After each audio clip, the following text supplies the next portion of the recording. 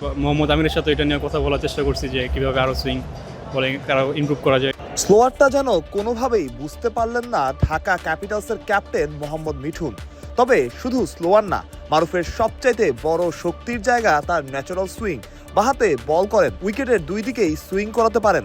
কখনো দেখে আপনার মনে হবে মুস্তাফিজ বল করছে, আবার কখনো মোহাম্মদ আমির। দিনে দিনে আরও পরিণত হচ্ছেন মারুফ মৃধা। সুইংটা আল্লাহর মতো আমার ন্যাচারালি, আরও এটার সাথে আরও কীভাবে ইমপ্রুভ করা যায় ওটা নিয়েই কাজ করতেছিলাম। হ্যাঁ, এটা নিয়ে কাজ করার চেষ্টা করছি, আলহামদুলিল্লাহ ভালো হচ্ছে। এখন আরও ভালো করার চেষ্টা করতেছি। মোহাম্মদ আমিরের সাথে এটা নিয়ে কথা বলার চেষ্টা করছি যে কীভাবে আরও সুইং বলে আরও ইমপ্রুভ করা যায়, এটা নিয়ে কাজ করতে হবে। আমির তো আপনার ফেভারিট বল, দেখলাম একটা সেশন মানে কথাবার্তা বলে আর কি টুকটাক কি বললো আমির?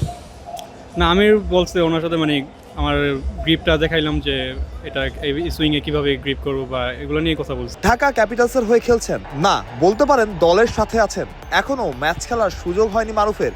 ওই একটা সুযোগের অপেক্ষাতেই আছেন বাহাতি এই পেসার। সেই সুযোগটাই পাবেন তো? হ্যাঁ, তাসকিন ভাই, সাইফুদ্দিন ভাই, তাদের সাথে সবার সাথে কথা হইতেছে।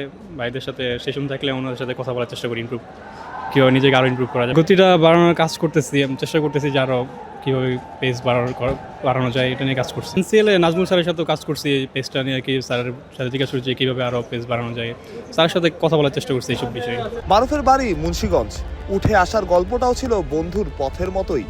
তবে মারুফের সামনে পথটা আরও কঠিন, আরও উঁচু নিচু। পুরনো গল্পই শুনতে চাওয়া আবারও। সত্যি কথা বলতে মুন্সিগঞ্জ তো এরকম ফ্যাসিলিটি ছিল না তখন। আমি আবার একটু গ্রাম সাইডে থাকি, তো আমার জন্য অনেক কষ্ট হয়ে যেত। আমি ছোটোবেলা থেকেই চেষ্টা করছি যে ভালো একটা ক্লাবে বা প্র্যাকটিস করার চেষ্টা করবো, বা বিকেএসপির মতো একটা জায়গায় ভর্তি হওয়ার চেষ্টা করব। তো তখন ভাইরা হেল্প দুইটা ভাই ছিল, বা আদর অনেক ভাই আছে, সবাই হেল্প করছে।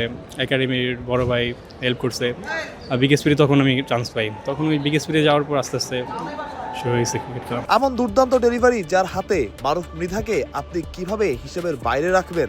একটা সুযোগ তো ওই পেসারের প্রাপ্য, কিংবা তার চাইতেও বেশি। মারুফ সেটা পাবেন তো? পাওয়া উচিত অবশ্যই। প্রত্যয়, বিডি ক্রিক টাইম।